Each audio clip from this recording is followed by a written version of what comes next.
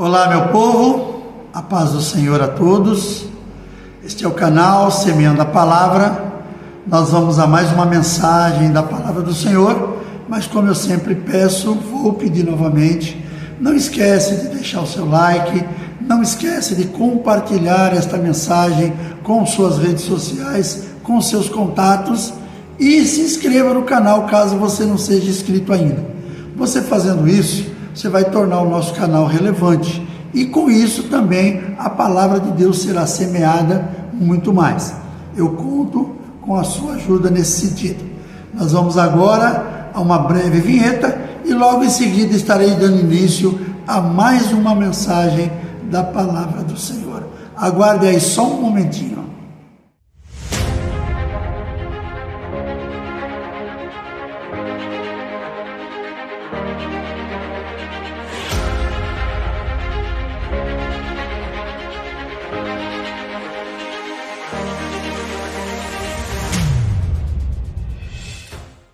Muito bem, obrigado por você ter me aguardado até aqui, obrigado pela sua paciência. Se você estiver de posse da sua Bíblia, que é a palavra de Deus, e desejar, abre comigo no livro de Lucas, capítulo 9. Livro de Lucas, médico evangelista Lucas, capítulo 9, nós vamos ler a partir do verso 57. Diz assim a palavra do Senhor. Enquanto seguiam pelo caminho, alguém disse a Jesus: "Vou segui-lo para onde quer que o Senhor for." Mas Jesus lhe respondeu: "As raposas têm suas tocas e as aves do céu têm seus ninhos, mas o Filho do Homem não tem onde reclinar a cabeça." A outro Jesus disse: "Siga-me." Mas ele respondeu: "Senhor, deixe-me ir primeiro sepultar o meu pai." Mas Jesus insistiu: "Deixe que os mortos sepultem os seus mortos. Você, porém, vá e anuncie o reino de Deus." A outro disse: "Senhor, quero segui-lo, mas permita que antes disso eu me despeça das pessoas da minha casa." Mas Jesus lhe respondeu: "Ninguém que põe a mão no arado e olha para trás é apto para o reino de Deus." Queridos, esta é uma passagem que está no livro de Lucas, como nós lemos, que Jesus ele fala com algumas pessoas e algumas pessoas também conversam com ele, pessoas ali dizendo: "Olha, Senhor, conte comigo, aonde você for eu estarei junto." Ele avisa para um deles: "Olha, você quer vir comigo? Muito bem, mas eu quero te dizer que eu não tenho uma residência fixa, eu não tenho um lugar para ficar aqui nessa terra. Então, se você vir, você sabe que não vai ser uma coisa tão simples." Outro diz para ele que vai, mas pede: "Olha, espera primeiro aí que eu vou sepultar o meu pai." E Jesus fala para ele: "Deixe que os mortos sepultem seus próprios mortos." E um terceiro ainda diz que vai se despedir da família. E Jesus lá ele conclui dizendo que todo aquele que lança a mão do arado não é digno do reino dos céus. Então a gente vê, por exemplo, aqui uma palavra que eu vou traduzir para nós como sendo uma palavra que fala sobre compromisso. Compromisso que nós devemos ter com o nosso Deus, compromisso que nós devemos ter com a sua palavra, compromisso que nós devemos ter com a entidade igreja, com a instituição igreja na terra. Não é fácil para uma pessoa que ela faz parte de uma comunidade evangélica, mas que ela tem compromissos de trabalho por causa da família, por causa de uma série de coisas. Não é fácil para essa pessoa ela se dedicar totalmente à igreja. Mas a gente tem que fazer algo para que as coisas aconteçam.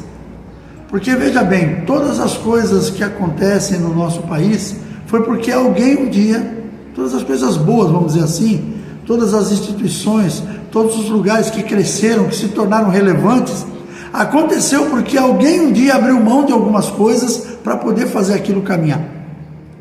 Hoje nós vemos, por exemplo, muitas igrejas que anos atrás eram igrejas pequenas, às vezes era uma igreja somente, mas que anos depois, naturalmente não é uma coisa para 5, 10 anos, é coisa para 30, 40 anos, você vê a igreja se tornou uma coisa fabulosa.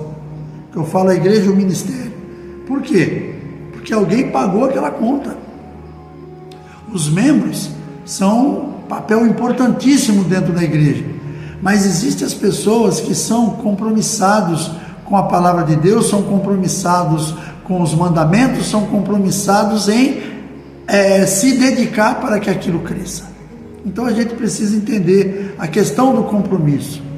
Muitas vezes as pessoas elas alegam determinadas coisas para dizer não posso fazer, mas a gente precisa entender que se nós temos um chamado primeiramente da parte de Deus, a gente precisa cumprir, porque o chamado ele não é eterno. Ele pode ser rompido pelo meio do caminho. E quando esse chamado se rompe, a pessoa rompe também uma coisa muito importante, que é uma ligação direta com o papai, com Deus. E eu queria falar para nós assim, numa questão envolvendo a questão do compromisso, como nós estamos vivendo o ano da renovação espiritual, tem tudo a ver com isso. O tema da mensagem é renovação espiritual, mas ela tem um título que eu coloquei, que é superando a falta de compromisso com Deus. Quando eu falo em compromisso aqui envolvendo a igreja, não é em compromisso com os irmãos, não é compromisso com o pastor, é compromisso com Deus. O meu compromisso tem que ser com o meu Criador, tem que ser com aquele que um dia mandou o próprio Filho para a cruz por causa da minha vida. Então eu tenho que ter esse compromisso com Deus. O compromisso com Deus é fundamental para o nosso crescimento e renovação espiritual. Ninguém vai conseguir uma renovação espiritual e um crescimento na vida espiritual se não houver esse compromisso. Esse compromisso é realmente algo que precisa estar muito bem entendido por nós. Ele é a base sobre a qual construímos nossa fé e a lente através da qual vemos nossos propósitos na vida. A falta de compromisso pode ser um obstáculo significativo para nos impedir de aprofundar nosso relacionamento com Deus e viver a vida abundante que Ele deseja para todos nós. Se a nossa falta de compromisso não for mudada, se nós não tivermos o discernimento de mudar a nossa forma de compromisso e tirar de nós a falta de compromisso, com certeza a nossa vida abundante diante do Senhor, ela será afetada. É importante a gente entender isso, porque senão a gente vai acabar passando a vida inteira, como a gente costuma dizer numa linguagem popular, dando murro em ponta de faca, sabe? Não vamos chegar a lugar nenhum. No texto que nós lemos, Jesus ele ensina sobre o custo do discipulado. Aqueles que desejam segui-lo devem estar dispostos a deixar tudo para trás, casa, emprego, até mesmo a família. Este é um chamado ao compromisso total e inabalável. Sem tal compromisso, o nosso crescimento espiritual fica prejudicado. Quero deixar bem claro uma coisa: quando eu falo deixar para trás, não é abandonar, tá? Porém, tudo aquilo que ocupa lugares de destaque na nossa vida tem que passar para segundo plano. O nosso plano inicial tem que ser o nosso compromisso com Deus, sabe? As coisas têm que ficar em segundo plano, não tem por onde. E em Mateus 6,24 ele afirma que não podemos servir a dois senhores. Então, se nós tivermos muitos princípios na nossa vida que nós colocarmos como prioridade e deixarmos o compromisso com Deus em segundo plano, a gente vai estar fazendo isso. Nós vamos estar tentando servir a dois senhores. Quando você serve a Deus da forma adequada, todas as outras coisas vão acontecer. A palavra de Deus diz lá no livro de Mateus, capítulo 6, no verso 33, buscai em primeiro lugar o reino de Deus e a sua justiça, e todas as demais coisas lhe serão acrescentadas. Ou seja, tudo aquilo que eu preciso, tudo aquilo que você precisa, que nós possamos servir a Deus com alegria no coração, com compromisso, tudo será acrescentado, nada vai nos faltar. Mas isso precisa ser compreendido. Nós não podemos fazer como base de troca. Eu vou fazer porque Deus vai fazer por mim. Não, não é isso. Então a gente precisa compreender tudo isso. Nós encontramos inclusive muitas desculpas justificativas para não ter Deus como prioridade. A primeira delas é: estou muito ocupado. Nós arrumamos ocupações, muitas vezes até que vão só nos gastar, vão nos desgastar, vão nos cansar, e talvez nós não vamos chegar a lugar nenhum, mas a gente faz isso, porque às vezes as coisas que nos atraem, elas fazem com que nós façamos algum sacrifício diferente. Então nós precisaríamos fazer isso também com a palavra de Deus. Queridos, eu vou usar aqui uma situação que eu não gosto de usar para não deixar ninguém escandalizado, mas eu vi uma situação uns anos atrás, de dois rapazes, quando eu estava trabalhando, fazendo uma obra lá no Cais de Santos, e nós tínhamos um lugar ali que havia sido uma demolição, e um dia eu estou de manhã lá com o meu pessoal, iniciando o nosso trabalho, dois jovens veio pedir para mim uma marreta emprestada, uma marreta grandona, que inclusive na obra a gente fala meio de uma forma sarcástica, na brincadeira. Elas têm dois apelidos que a gente põe nessa marreta, que é grandona. Um dos apelidos é Sexta-feira, por causa do filme Sexta-feira 13. Outro apelido é o próprio Jason, que é aquele que aparece nesse filme aí, que sai matando todo mundo. Então, a pessoa chegou lá e me pediu a Sexta-feira emprestada. E era uma época de final de ano, calor insuportável na nossa Baixada Santista, e eu vi aqueles dois jovens quebrando concreto durante o dia, retirando ferro, retirando cobre, retirando outro tipo de material metálico ali para poder vender. E aqueles caras bateram aquela marreta o dia inteiro, debaixo de um sol escaldante. No final da tarde, lá por umas 3 horas, eles vieram me devolver a marreta e tinha uma pilha enorme de ferro, tudo. Eu achei bonito aquilo, olha só a inocência, né? Eu falei, pô, legal, rapaziada trabalhou pra caramba e tudo mais. Daí uma pessoa veio pra mim e falou, você sabe por que eles fizeram isso? Agora eles vão lá no ferro velho, eles vendem aquilo ali e pegam o dinheiro para consumir drogas. Olha que ponto a pessoa chega por causa de algo que ela gosta. Então nós precisamos ter o mesmo princípio, talvez, do viciado. O cara é viciado em droga, nós temos que ser viciado em Cristo. Nós temos que nos viciar em Jesus, nos viciar na palavra de Deus, que é isso que vai realmente fazer com que nós venhamos ter um compromisso, de muitas vezes estar aquele dia de uma chuva tremenda, uma chuva intermitente, mas você não vai deixar de ir para a igreja por causa daquilo. Você não vai, quebrar o teu compromisso, porque, não, hoje está muito calor. Por quê? Porque você é uma pessoa que você ama, ao ponto de se tornar um viciado na palavra de Deus. Às vezes as pessoas vão até te chamar de chato, não tem problema não, esquece isso. Seja um homem, uma mulher, firmado na rocha, que é Jesus. Então que nós possamos ser assim. E essa questão do eu não estou muito ocupado, as pessoas colocam como desculpa. Tenho metas a conseguir e o meu tempo é curto. O tempo realmente vai ser curto se você não souber dividi-lo. Eu tenho dúvidas se é isso mesmo que eu quero. Deus colocou muitas vezes no teu coração algo para você fazer, mas você não quer. Então você dá desculpa que aquilo não é de Deus, ou que talvez não seja aquilo para você fazer. Eu não sinto nada, acho que Deus nem me vê, eu sou insignificante. A pessoa se deprecia e ela acha que aquilo ali vai fazer ela de vítima, vai se fazer de coitadinha. Não é isso. Deus não quer isso para a sua vida. Então nós vamos aqui falar de alguns tópicos que é muito importante, muito interessante. O que eu preciso para ser uma pessoa compromissada? Para entender esse compromisso que eu tenho que ter com o Senhor. Não é o compromisso com a igreja, como eu falei, não é o compromisso com o pastor, não é o compromisso com os irmãos, é compromisso com o Senhor. O primeiro deles, você precisa ter um encontro com Jesus. Precisa ter um encontro com Jesus. Quando nós olhamos lá no livro de João, capítulo 4, nós vemos uma passagem de Jesus no poço de Jacó, e vem aquela mulher samaritana pegar água, ele pede para ela água, mulher, dá-me de beber, e ela começa a conversar com ele, dizendo, como tu, que é judeu, fala comigo que sou samaritano e sou mulher. E aí ele começa a ter um diálogo com ela, dizendo para ela: olha, se tu tomares da água que eu tiver, você nunca mais terá sede. E aquela conversa começa aí, aquele negócio, aquela mulher começa a ficar impressionada com aquilo que Jesus está falando, e ela começa a perceber que aquele homem era um profeta.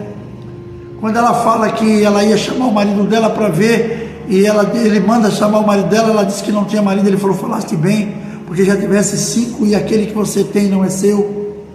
Então aquele homem Jesus foi revelando na vida daquela mulher as coisas que ela estava vivendo, e é isso que acontece comigo e com você quando nós temos um encontro com Jesus. Quando esse encontro com Jesus acontece verdadeiro, nós vamos ter a nossa vida transformada, e essa transformação de vida é o que vai fazer com que o meu compromisso seja diferente. Eu me lembro de uma situação, anos atrás, quando eu estava saindo de casa para uma célula. Era justamente um dia que eu estava assistindo um jogo do meu time. Eu era um cara vidrado, eu era um cara meio fanático naquele time de futebol. Mas depois de voltar aos caminhos do Senhor, de me converter um tempo depois, eu continuava e continuo até hoje sendo torcedor do mesmo time. Eu não mudei, porém eu não faço as maluquices que eu fazia antes. E a minha esposa, naquele dia, era uma terça-feira, ela me chamou para ir para a célula. E eu simplesmente desliguei a televisão, peguei minha Bíblia e nós fomos para a célula. No meio do caminho ela fez um comentário comigo, falou: o que Jesus não fizer na vida de uma pessoa, ninguém mais faz. Eu falei: por que você está falando isso? Falou: não, você viu o que você fez?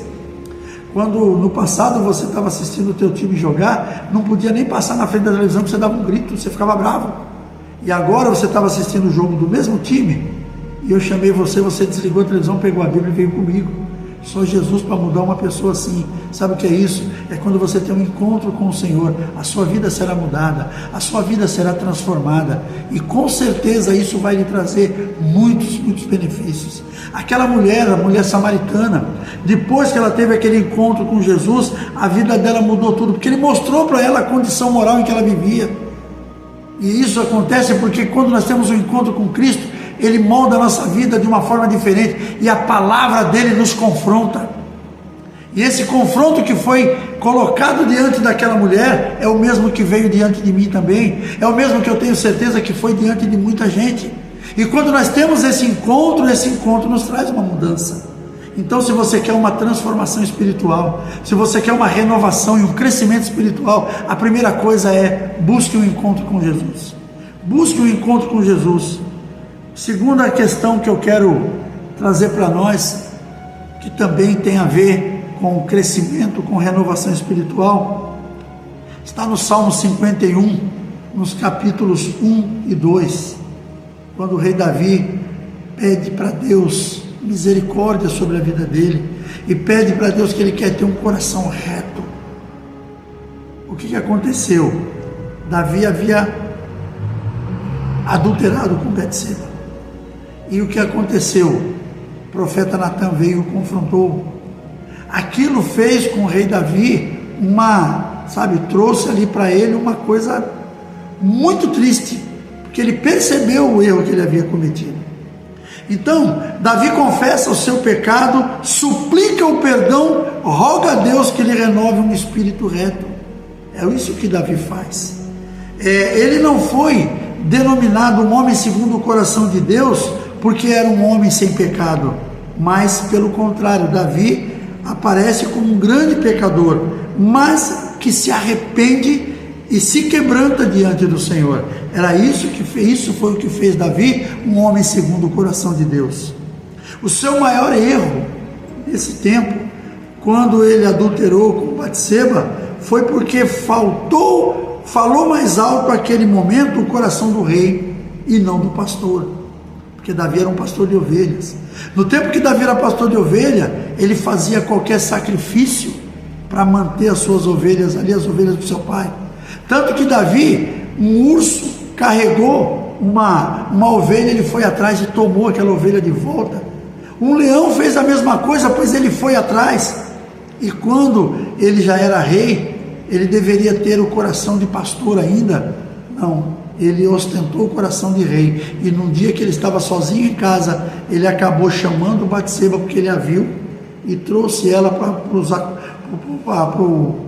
as acomodações dele, e acabou adulterando com aquela mulher.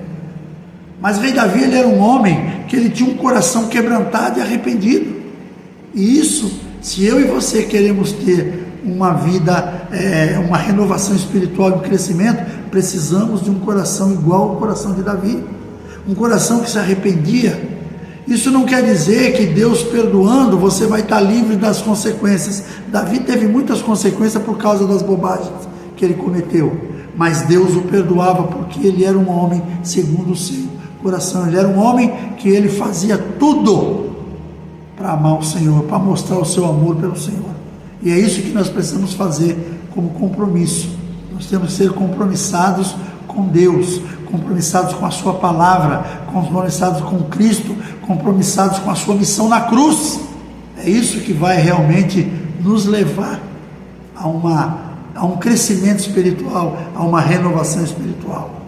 Uma outra situação também que nós precisamos ter uma vida de santidade. Daniel 1, do verso 5 ao verso 8, eu não vou ler, porque não vou estender demais a mensagem, mas a gente vê que aqueles moços que foram trazidos para a Babilônia, o rei Nabucodonosor ordenou aos seus servos que aqueles moços fossem separados, alguns meninos que fossem meninos saudáveis, bonitos, inteligentes, para que aprendessem toda a cultura da Babilônia para servir dentro do palácio. E Daniel era um desses jovens, mas Daniel fez uma coisa: ele propôs no seu coração não se contaminar com as iguarias do rei, porque o rei havia determinado o melhor vinho, a melhor ração para aqueles jovens. E ele vai diante do eunuco que havia de cuidar deles e pediu para ele: eu não quero me contaminar, então eu não quero as comidas e a bebida do rei, eu quero legumes e água. E o homem ficou preocupado com aquilo, porque aquilo poderia deixar ele mais fraco, mais abatido, e como é que ele explicaria aquilo para o rei depois? Mas ele falou: teste comigo, faça esse teste. E o homem fez aquele teste e descobriu que no final daquele período de 10 dias, eles estavam melhores. Davi e outros meninos que fizeram essa escolha estavam melhores do que os demais que comiam as iguarias do rei. Então, o que Daniel estava implementando naquele momento? Santidade.